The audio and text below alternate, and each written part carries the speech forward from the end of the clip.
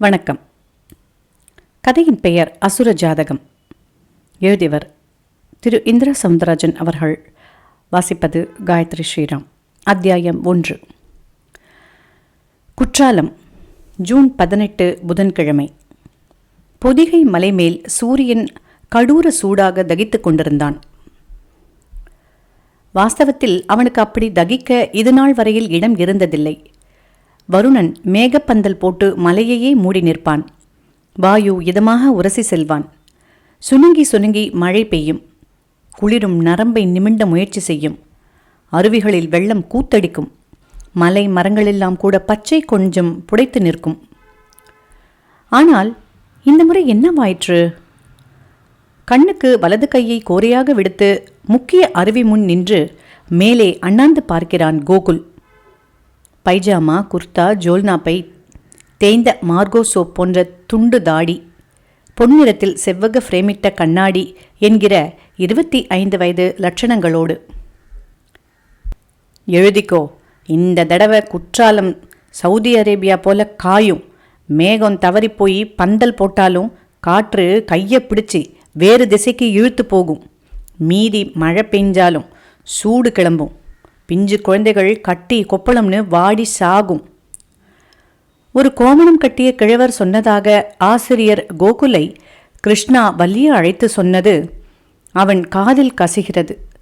பார்வையை சுழல விடுகிறான். ஜே என்று இருக்க வேண்டிய இடம் மண்ணாந்திரமாய் காட்சி தருகிறது. திண்டு திண்டாய் பாறைகள் நீரோடு பிணராமல் வெக்கை கக்கியபடி கிடக்கின்றன. மசாஜ் மசாஜ் என்று ஒரு கூட்டமே வளைய வரும். யாரையும் காணோம். அதோ குற்றாலநாதர் கோவில். முன் மண்டப உள்கட்டின் நிழல் பரப்பில் சில பிச்சைக்கார கிழவர்கள் சுருண்டு கிடக்கிறார்கள். வியர்வையை வடித்து போட்டபடி அங்கு சென்ற நிழலுக்குள் நிற்க ஆரம்பிக்கிறான். யாரது? சீசன் இருக்கும்னு கிளம்பி வந்த கேசா? ஒரு கிழடு பொடி போட்டபடி இளக்காரமாய் கேட்கிறது. கோகுல் பார்வை அவரை கொத்துகிறது. 3 வாரமா ஊரே வானந்தாம் பார்த்துக்கிட்டு இருக்கு. தண்ணி கொஞ்ச வேண்டிய ஊரில் தண்ணிக்கு கெஞ்சிக்கிட்டு நிற்கிறோம். கோவில் ஊத்து கூட அடைச்சிடுச்சே, என்னத்த சொல்ல? இன்னொரு கிழடு அங்கலாய்க்கிறது. ஆமாம், தம்பிக்கு எந்த ஊர்? மெட்ராஸ். ஜோலி? ரிப்போர்ட்டர். அப்படின்னா? பத்திரிகை நிருபர்னே. அப்படியா? நல்லா பார்த்து எழுது. காஞ்சி கிடக்குது பாரு தலையருவி. ஃபோட்டோ எடுத்து போடு. பிச்சை காசே ஒரு நாளைக்கு 50 ரூபா விழும். இப்போ 5 காசு கிடையாது. அதையும் எழுது. நான் அறிய இப்படி ஒரு காட்சி பார்த்ததில்லை. ஏதோ கொஞ்சம் மழை தப்பும். ஆனால் இப்படி வாட்டாது.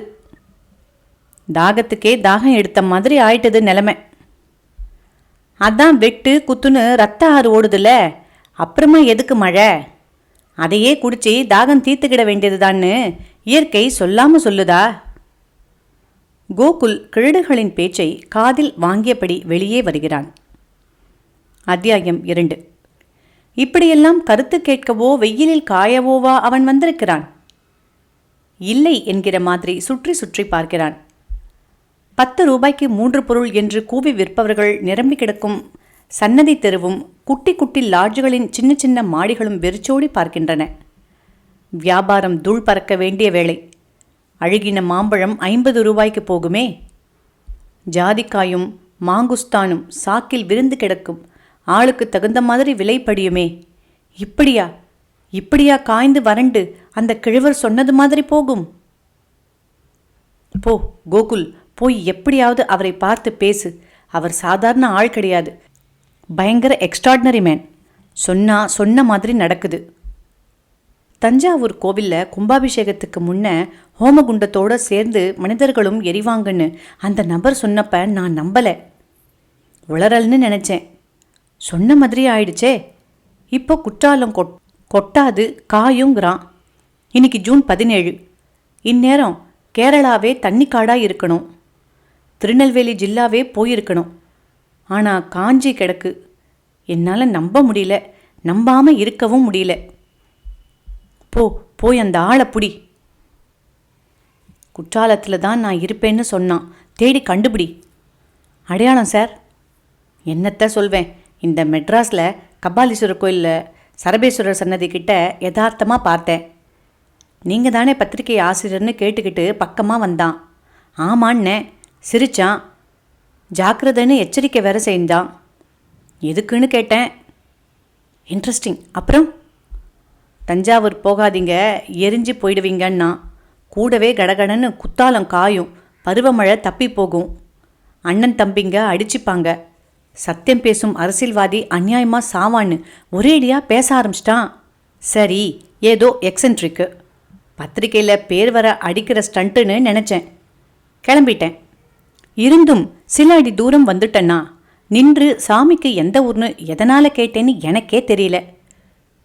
குற்றாலம்னு அவன் சொல்லிட்டு அங்கே கோவில் மண்டபத்தில் தான் படுத்து கிடப்பேன்னா.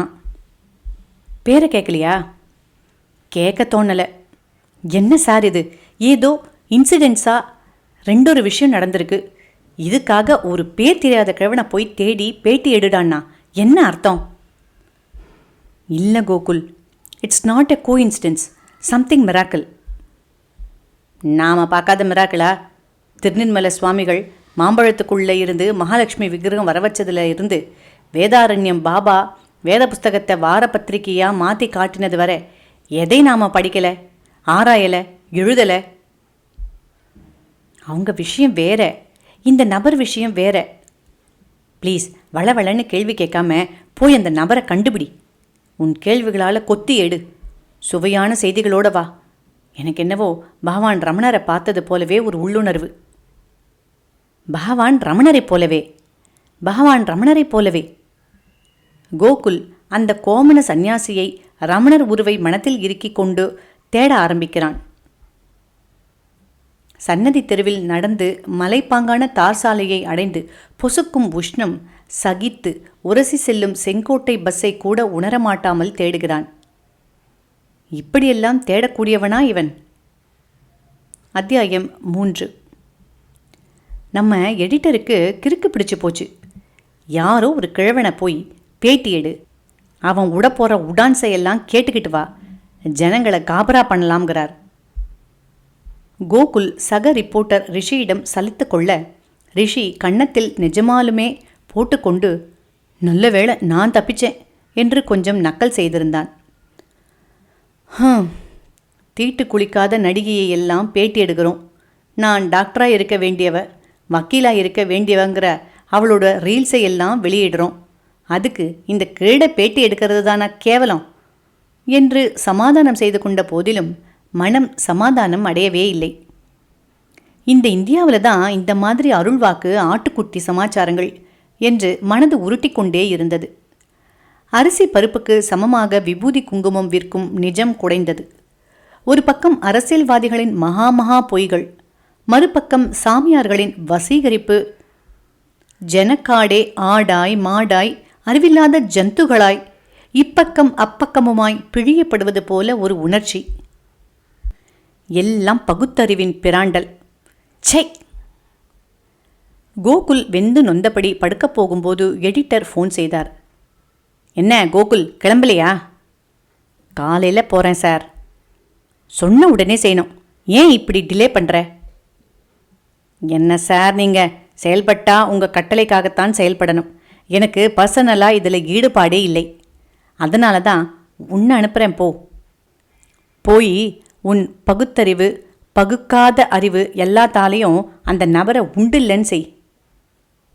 என்ன ஆசிரியரே, ஏன் இன்னும் உங்கள் ரிப்போர்ட்டர் என்னை பேட்டி காண வரலன்னு அந்த நபர் ஜஸ்ட் பிஃபோர் என் கனவுல கூட வந்து கேட்குறாரு. கோகுல் எடிட்டர் உணரும்படியாகவே சிரித்து விட்டான். சிரிக்காத, இட்ஸ் சீரியஸ். ஓகே சார், அந்த நபரை கொஞ்சம் என் கனவுலையும் வர சொல்லுங்களேன். என்ன கோகுல், கிண்டலா? நான் சீரியஸாக சொல்லிக்கிட்டு இருக்கேன். போ கோகுல், ஏதோ முக்கியமான விஷயம் இருக்கும், அதனால தான் அந்த நபர் பார்க்க நினைக்கிறாரு, கனவுலெல்லாம் வராரு. ப்ளீஸ் சார், போதும். உங்கள் பேரில் எனக்கு நிறைய அபிப்பிராயங்கள் உண்டு, அது கெட்டு போயிட போகுது. கனவு அது இதுன்னு ரொம்பத்தான் பூ வச்சுக்கிறீங்க, எனக்கும் வைக்கிறீங்க. அந்த கேடையே நினச்சிக்கிட்டு படுத்திருப்பீங்க. சப்கான்ஷியஸில் அந்த தாட் ரெக்கார்டாகி கசிஞ்சிருக்கும். உடனே அந்த நபர் கனவில் வந்து கூப்பிடுறான் அப்படி இப்படிங்கிறீங்க. ஏய், என்ன நீ கேட்குற கேள்வியை நான் கேட்டுக்கலங்கிறது உன் அபிப்பிராயமா? ஃபூல், கிரிட்டிசைஸ் பண்ணுறதை விட்டுட்டு சொல்கிறத செய்யலைன்னா நாளைக்கு ஆஃபீஸுக்கு வராத. எடிட்டர் கிருஷ்ணா ஃபோனை வைத்துவிட கோகுல் உதடு ச்சே என்றபடி சலிப்போடு பக்கத்து மூடாவில் சாய்கிறான். நல்ல தொழில்பா. காதோரத்து வேர்வையோட மனபாரமும் சேர்ந்து கொள்கிறது. இதுவரை தேசாந்திரம் போய்விட்டிருந்த மின்சாரம் திரும்பி எட்டி பார்த்ததில் மின் விசிறிகள் சிக்கி சுழல ஆரம்பிக்கின்றன. அற்புதமான உறக்கம் ஆக்கிரமிக்கட்டுமா கோகுல் என்று கேட்டுக்கொண்டே ஆக்கிரமித்து விட்டது. அப்புறம்தான் அந்த அற்புதம் நடந்தது. கதவை தட்டுகிறது ஒரு கை. தூக்கம் கலைந்து எழுந்து சென்று பார்த்தால் ஒரு கிழட்டு மனிதர், இடுப்பில் தொடையை மீறாத ஒரு குட்டி துண்டோடு, ஸ்கெலிட்டனான ஒரு எலும்புக்கூட்டின் மேல் தோலை சுற்றி அனுப்பின மாதிரி வந்து நின்று கொண்டு சிரிக்கிறார். யார் நீங்க? நான் யாரா? வர சொல்லிவிட்டு இதென்ன கேள்வி? நான் வர சொன்னேனா? புரியலையே. அது எப்படி புரியும்? எப்பவும் புரிய வேண்டியது புரியாது, புரிய தேவையில்லாதது எல்லாம் புரியும். இது உன் தப்பு இல்லை, கலிப்புருஷன் வாங்கின சாபம் அப்படி. ஹலோ, என்ன இது பேத்தல்? யாருன்னு கேட்குறேன், சொல்லாமல் கலிப்புருஷன் கத்திரிக்காயின்னுக்கிட்டு. சரி சரி, கோவிச்சுக்காத கோகுல். தயக்கமே இல்லாமல் குற்றாலத்துக்கு வா, நான் யாருன்னு தெரிஞ்சுப்பேன். ஏன் இங்கே இப்போ சொல்ல மாட்டீங்களோ? அதான் குற்றாலத்துக்கு வர சொல்லிட்டேன்ல. அடுத்த நொடி அந்த மனிதர் தெலுங்கு சினிமா மந்திரவாதி போல காணாமல் போகிறார். ஹக்! கோகுலுக்கு நெஞ்சை அடைக்கிறது. கண்ணை கசக்கி மண்டையை உசுப்பி கிள்ளி விட்டு கொண்டு கண்டது கனவா இல்லை நனவா என்றறிய முயன்றபோது பொத்தென்று மோடாவில் இருந்து விழுந்து கனவுதான் என்று அறிந்து கொள்கிறான். எடிட்டர் கிருஷ்ணாவிடம் சற்று முன் பேசியதும் அந்த கிழத்தை என் கனவில் வர சொல்லுங்களேன் என்று சொன்னதும் நினைவில் நச்சென்று ஒரு கொத்து கொத்துகிறது. வித்தியாசமான அனுபவம், இதுவரை வாய்த்திராத அனுபவம். சிலிர்த்து போகிறது மனதும் உடம்பும். எல்லாவற்றிற்கும் சாட்சியை, நிரூபணத்தை, நிதர்சனத்தை தேடும் புத்திக்கு வாய்த்தே விட்டது அந்த அனுபவம். அடுத்த நொடி தூக்கம், கலக்கம் எல்லாம் ஓட்டம் எடுக்கிறது. கிருஷ்ணாவை கூட ஃபோனில் திரும்ப பிடித்து, சார், வெரி சாரி சார், அந்த மனுஷர் என் கனவுலையும் வந்துட்டாரு, ஐ ஆம் கோயிங் என்று ஒரு ஜோல்னாவோடு குற்றாலத்துக்கு பறக்க ஆரம்பித்தவன்தான். இதோடு 3ஆம் அத்தியாயம் முடிவுற்றது. 3 அத்தியாயம் முடிவடைந்தது. நன்றி.